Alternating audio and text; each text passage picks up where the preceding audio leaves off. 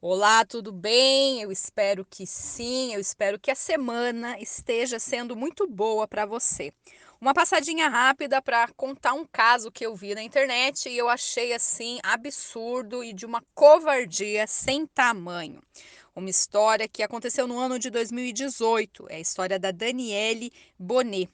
Uma história que aconteceu na cidade de Chalon-sur-Saône, essa cidade que fica a mais ou menos 350 quilômetros da capital, Paris. No dia 21 de abril de 2018, uma enfermeira que cuidava de uma senhorinha, cujo nome era Daniele Bonet, 78 anos, ela chegou até a casa dessa senhorinha, né, para dar o banho, dar os remédios, a medicação, e ela viu que a Daniele não abriu a porta. Ela chamou, chamou, chamou e nada da Daniele.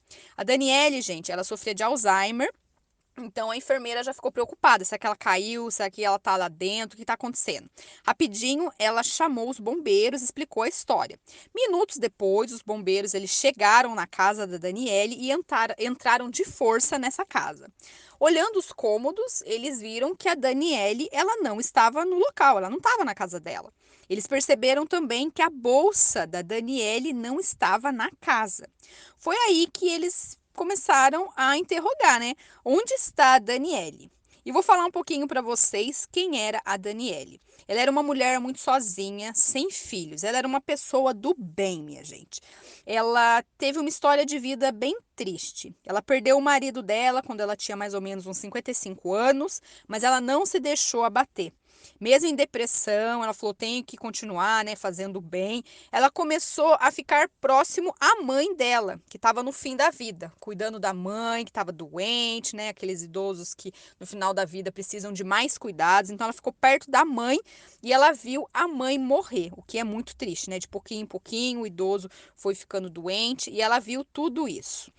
Quando ela chegou aos 60 anos, mais ou menos, ela, né, decidiu continuar vivendo, já perdi meu marido, minha mãe, continuou trabalhando, e no trabalho ela conheceu um moço e começou a namorar com ele. Então ela voltou de novo a ter felicidade e tal. Só que mais uma vez a vida foi ingrata com a Daniele e ela perdeu esse namorado dela por um câncer. Nos anos 2000 ela conseguiu se aposentar, mas ela não tinha muita alegria de vida, né? Perdeu dois companheiros, a mãe, ela estava realmente sozinha. E foi nessa época que ela começou a perder um pouco a memória, dava umas falhas assim de memórias, de coisas que ela lembrava. Ela fez alguns exames e ficou claro que ela estava com Alzheimer. Quando a polícia, né, eles chegaram, eles tentaram entrar em contato com a Daniele, eles não conseguiram. E foi nessa hora que eles decidiram, né, abrir uma investigação para o desaparecimento da Daniele. Começaram a olhar, a conversar com o vizinho e não tinha pista nenhuma, ninguém sabia aonde a Daniele estava. O tempo foi passando e nada. Uma coisa que aconteceu e que ajudou na investigação foi no dia 19 de dezembro de 2018. Um homem, ele achou ossos humanos num campo afastado. E eram ossos de uma mulher.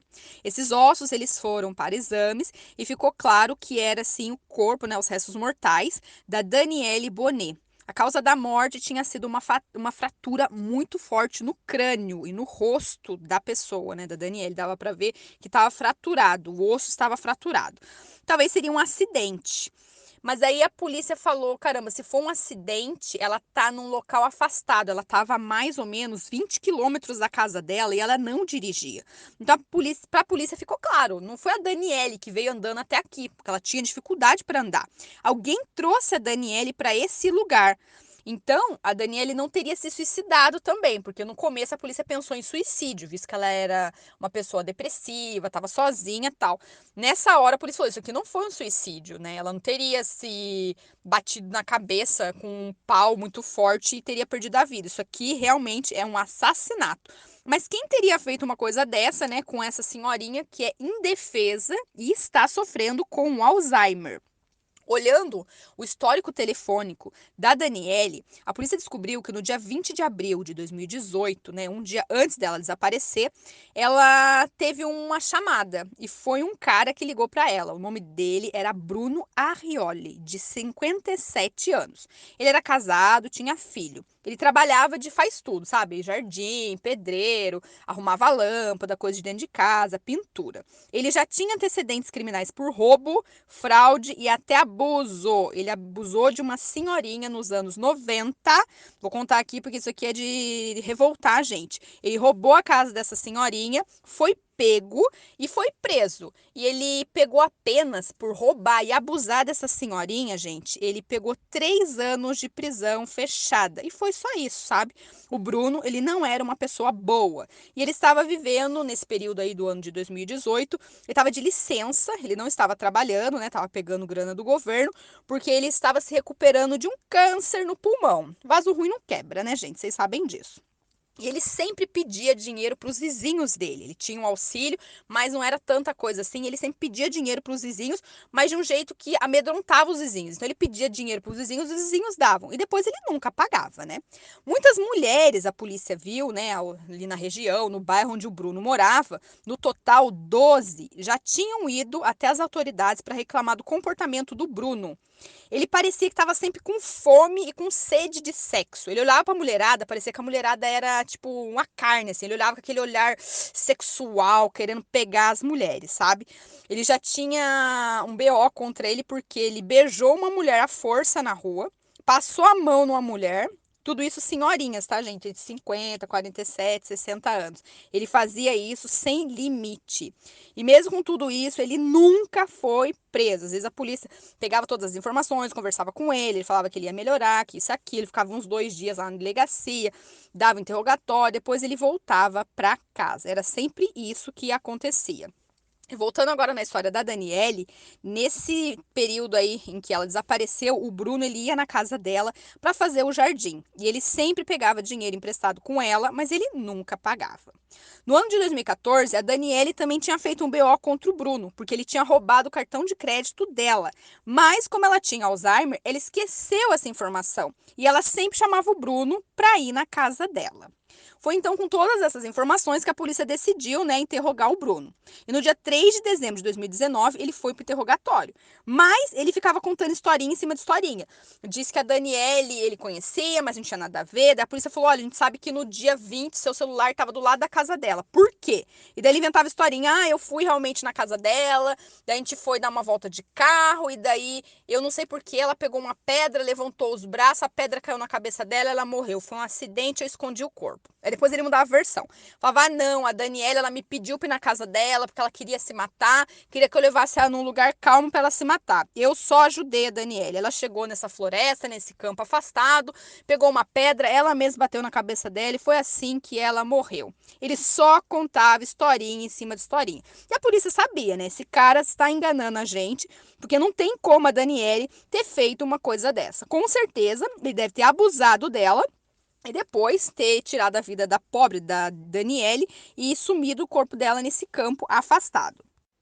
A última historinha que ele contou para a polícia foi: eu emprestei meu celular para um amigo, que eu esqueci o nome, e nesse 20 de abril de 2018, eu não sei o que ele foi fazer para aqueles lados, mas eu não sei quem que era o amigo também que eu esqueci. Acreditem ou não, ele falava isso para a polícia, né?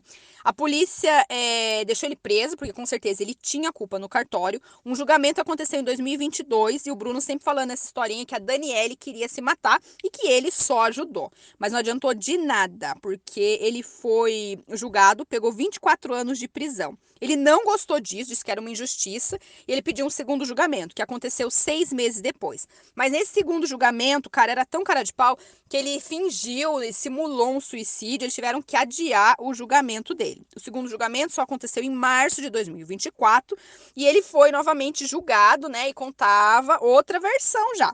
Ele dizia que a Daniele, ela tinha sido vítima de um vizinho que ficava ameaçando a Daniele. Só que esse vizinho já tinha morrido, então não adiantava de nada, né? Então era elas por elas, a polícia viu que ele estava inventando várias historinhas para ele se safar. A pena dele veio, ele pegou 30 anos de prisão. Atualmente esse cara, ele está preso, minha gente. E espero que não saia de lá antes dos seus 90 e todos os anos, né? Ele está com 62 anos e está preso. Mais um caso aí pra gente ver que o ser humano, infelizmente, é uma caixinha de surpresa, a gente não conhece. Como que uma pessoa consegue fazer mal pra uma senhorinha, um senhorzinho idoso, doente, que precisa de ajuda? é realmente assim de deixar a gente com o pé atrás com qualquer ser humano, porque a gente não sabe a maldade do pessoal. Muito obrigada pela sua presença até aqui e tchau, tchau.